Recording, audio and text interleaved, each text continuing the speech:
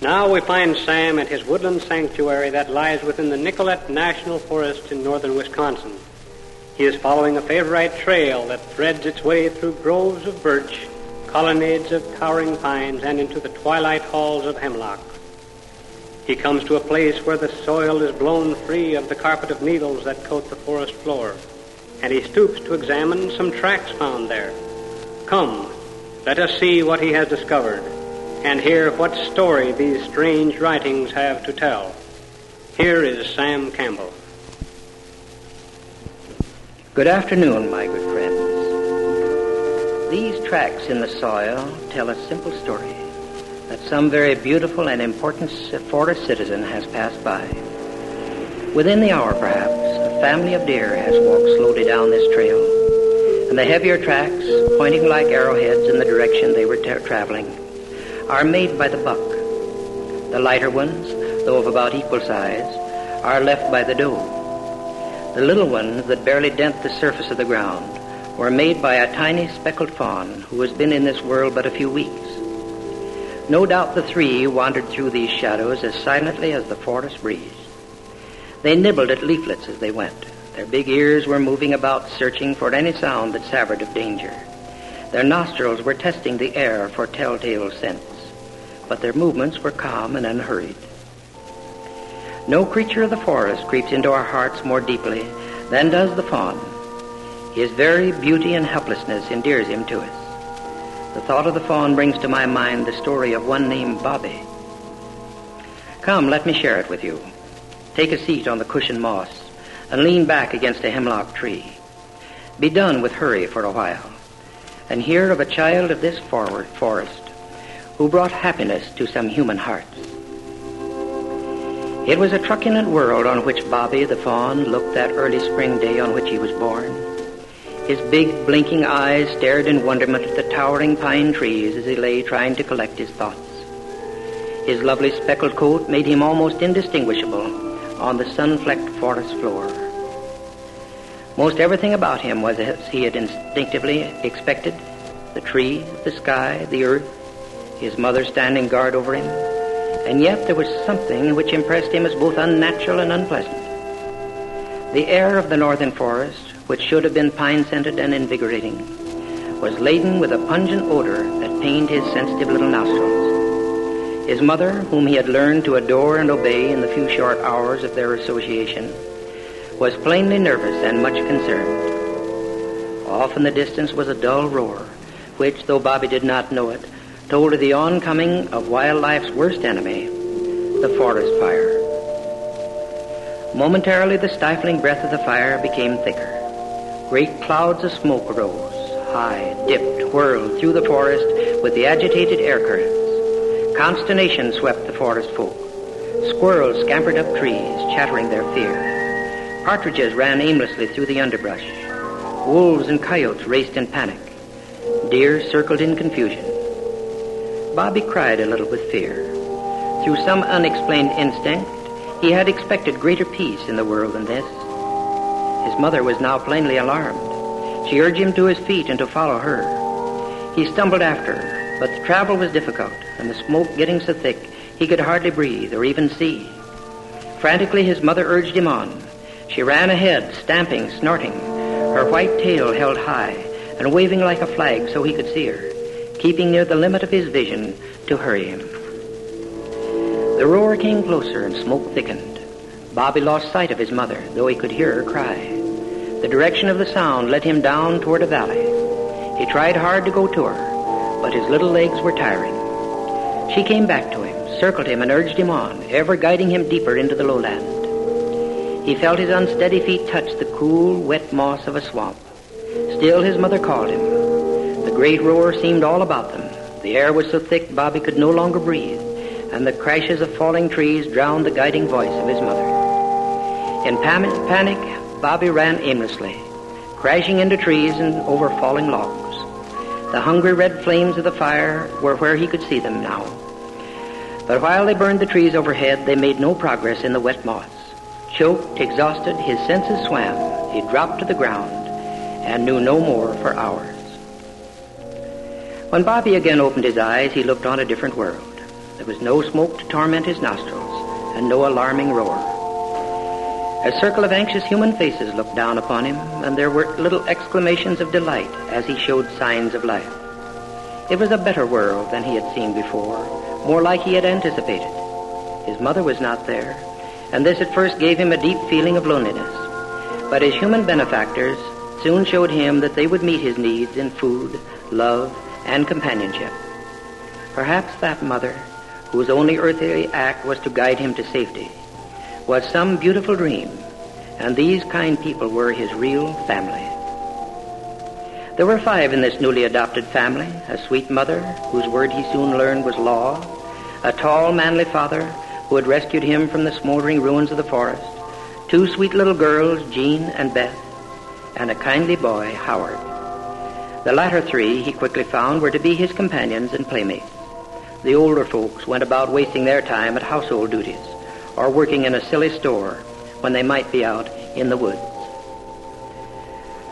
Though he did not approve of some of their ways of living, Bobbie came to love his family very much. He fed from a bottle at first, but soon outgrew this, thereafter drinking from a pan. He required 4 quarts of milk a day and got it. Later he took to browsing and grazing as a deer should. Bobbie never wanted for companionship. There was a big police dog at his new home, and as soon as his legs were strong enough, he took pleasure in showing that dog how to run. They became fast friends and had many a romp together. Then, too, some of his wild relatives from the forest learned of his whereabouts and called on him. He was never confined and often went great distances into the forest.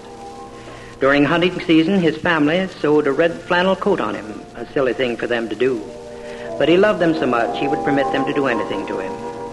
However, he did observe that while thus attired, he suffered no injury, while some of his companions were not so fortunate. It was at this time that his family learned something of the extent of his wanderings, for hunters saw him many miles from home. And though he loved his relatives of the forest, Bobbie never failed to come at the call of his family, if within hearing distance. Of all sounds, their call was most appealing. Of all companions, they were the most desirable. Particularly was he enamored of Jean and Beth. And when they came outdoors to play, he would frisk about like a happy puppy. One of the family habits of which he highly approved was a daily walk. Though this did not always occur at the same time, seldom did the family start down the road, but that he came bounding out of the woods to accompany them. They were very foolish, he found, holding to roads and beaten trails, and often he tried to coax them deeper into the forest, through swamps, thickets, to lakes and streams he had found. However, they did not respond to his proffered guidance, and he, at last, became content to run ahead, to the left and to the right, slipping up on them from behind, and generally demonstrating his superior woodcraft. Bobbie rather approved of the human custom of living in a house. Of course, it could be greatly overdone, and he thought the family often carried it to extremes. But it wasn't a bad idea at all to get inside, where they could all be together, so long as one could get outside again. Once inside, he felt considerable liberty, though there were some things that were not allowed. Why, he could not understand. For instance, it was perfectly all right for him to curl up on a rug and take a nap. But when he got on a bed, the way the rest of the family did, he got spanked for his trouble. This seemed silly, for it was a much nicer place to sleep. However, the spankings were not very severe, and occasionally he would sneak a few moments on the soft bed, knowing perfectly well what would be the penalty, and not caring either. The children's nursery was particularly appealing to Bobbie. There were 2 beds in which his beloved Jean and Beth slept, and a nice soft rug between them, which he adopted as his own. This was really his favorite place, and most every evening he would curl up there until the family was ready to retire. Then it was customary for him to be put out. At times he was so reluctant to go, he was allowed to stay. On such occasions, at exactly 10 minutes of 2 in the morning, he would come to the door of the room where the father and mother slept and ask to be let out. The punctuality of this oft-repeated act puzzled the family. Bobbie was sorry he had no way of telling them how he knew the time, and how he knew that his companions of the wildwood were then waiting for him. Humans are so stupid. depending on old clocks and things. One day, Bobbie had quite a shock. He returned from a hike in the woods in the early morning. He called at the door and gained admittance. There in the parlor were 4 of his family, the mother, father, Howard, and Jean. Puzzled, he went into the nursery, but the beds were empty.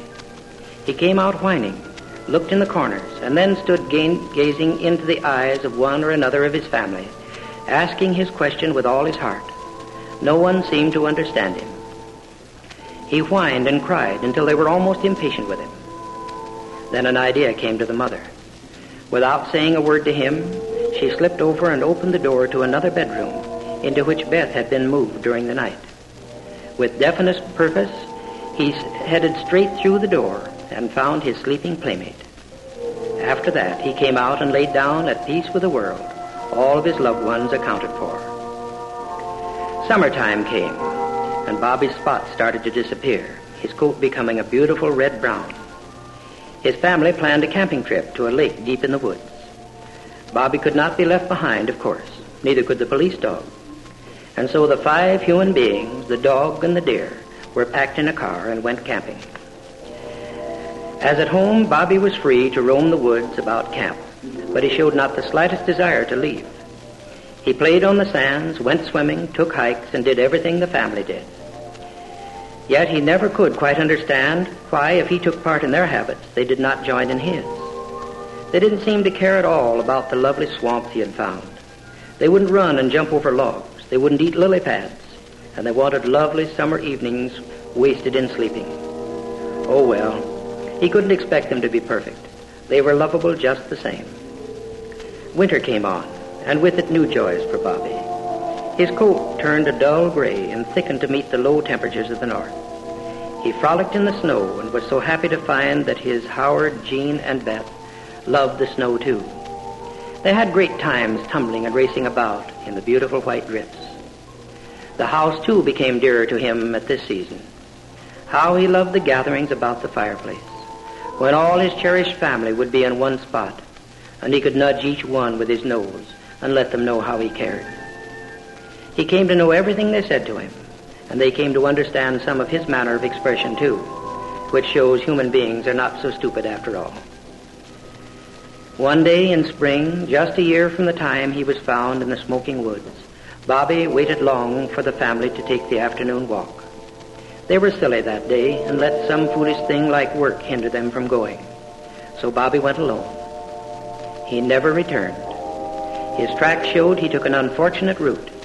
In that direction lived some people who thought all animals were created just to kill and eat.